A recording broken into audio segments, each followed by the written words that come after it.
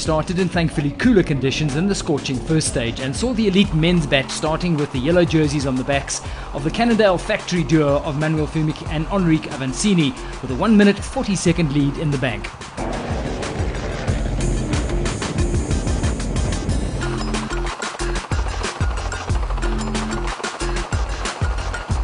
World Marathon Champion Alban Lakata.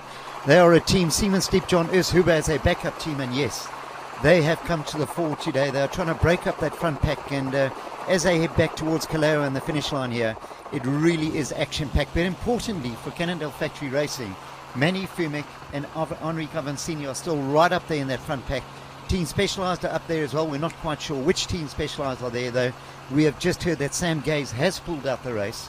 So that is bad news for Alan Hathley. But Jonas Limburg, the men from Denmark, are right up there in the Specialised colours. And they're sticking with the front runners. But really, it's been a tough day out there. But the pace has just been frantic, as we expect over here. Phil, you were watching the reports from the course a little bit earlier, and there was a little bit of a worry about Manny Fumic dropping back at some stage. But the man seems to have it either completely under control or playing a different game. Yep. He either has it completely under control, like you said, or he had a problem. He was reported to be 25 seconds off the back of the group on the main climb, but he's safely back in there, and Henry and Manny sit together in the lead group. Okay, as we speak, they have completed the big climb, they've completed the descent down the other stage, and it'll come to the critical last quarter where there is a killer ascent, which might be an opportunity for somebody, if they've got the legs at this stage, to really make a move that's going to count. And there's that.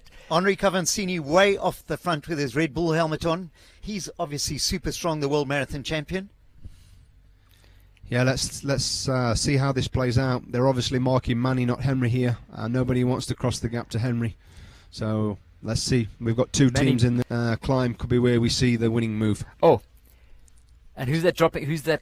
Looks like someone was dropping off one the of back. the bulls just off one the of the back black of jersey, bull jersey. Yeah, I'd love to try and pick that up because he was. Don't want to jinx a man, but it did look like he was dropping back off at a stage where you would desperately want to stay on the back of the bunch. But it's Fumic Avancini at the front controlling it. The communication between these two?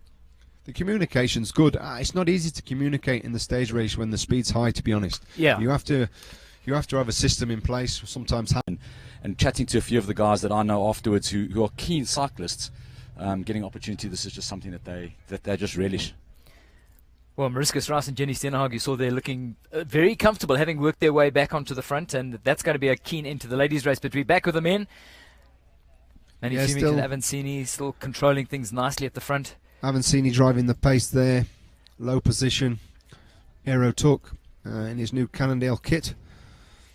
He's done a lot of the work, it must be said. He's been setting a lot of pace and pulling from the front. He's not afraid of hard work. Well, Henry is the current marathon world champion. Yeah. He's a strong boy.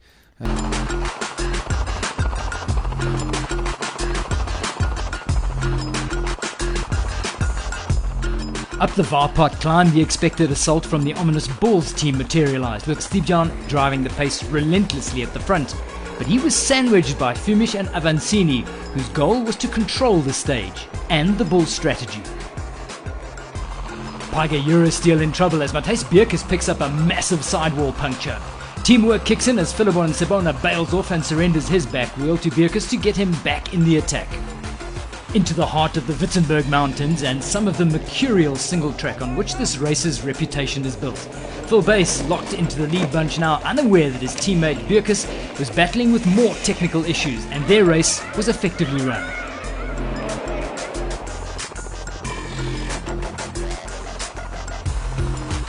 Approaching the Stairway to Heaven climb, the front bunch was reforming, with the Bull setting up an attack through Huber, Stepjan and Lakata, trying to wrest back control. Really nice.